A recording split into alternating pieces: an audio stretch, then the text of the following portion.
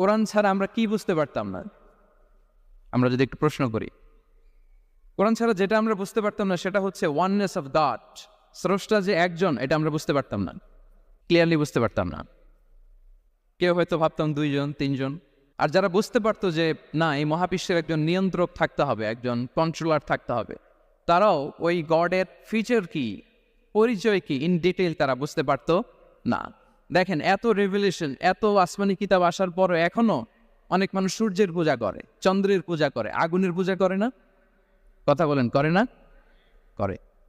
সূর্যকে পূজা করার অনেক রিজন ছিল।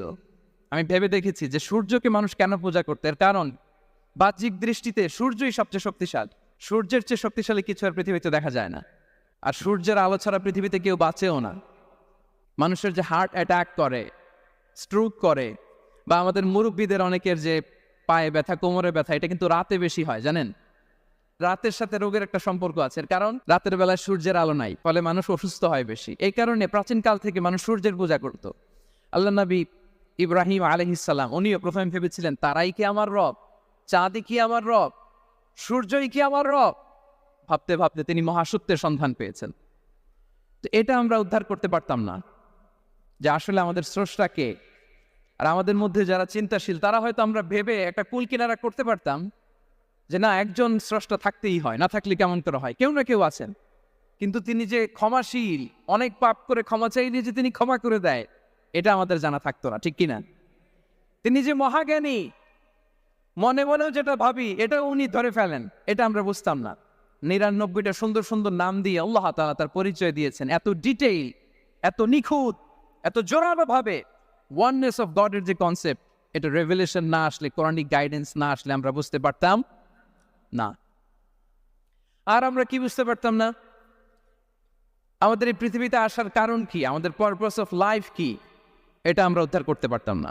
ভবগুরুর মতো ঘুরে বেড়াতাম, খেতাম, কাজ করতাম, পৃথিবী আবাদ করতাম, ডেভেলপমেন্ট হতো, উন্নতি হতো, কিন্তু আসলে পারপাস অফ লাইফ কি, এটা আমরা উদ্ধার করতে পারতাম না। কোরআন এটা আমাদেরকে ক্লিয়ার করেছে, ওমা খালাকাতুল জিন্না ওয়াল ইনসা ইল্লা লিয়াবুদুন। আমাদের পারপাস অফ লাইফ হচ্ছে slavery. We all are the slave of Allah. দাসত্বের জন্য আমরা তৈরি হয়েছি। আর most interestingly, life after death, এটার ব্যাপারে আমাদের ক্লিয়ার কাট কোনো ধারণা থাকতো না।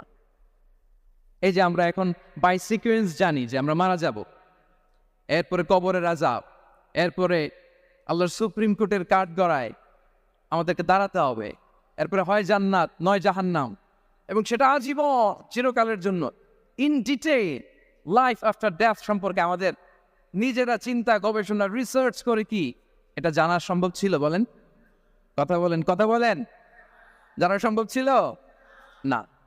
কোরআন মৃত্যুর পরের জীবনকে নিশ্চিত করেছে। এবং এই যে লাইফ আফটার ডেথ, মৃত্যুর পরের জীবন আসলে আমাদেরকে হোপফুল করে, আশাবাদী করে।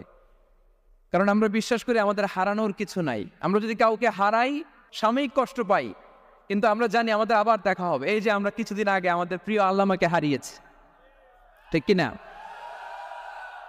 কিন্তু আমরা এই ভেবে বুকে আশা বেঁধে রাখি যে আমরা এই দুনিয়াতে তাকে মিস করেছি, কিয়ামতের ময়দানে আল্লাহর জান্নাতে এই কোরআনের বুলবুলির কণ্ঠে আমরা আবার কোরআন শুনতে পাবো।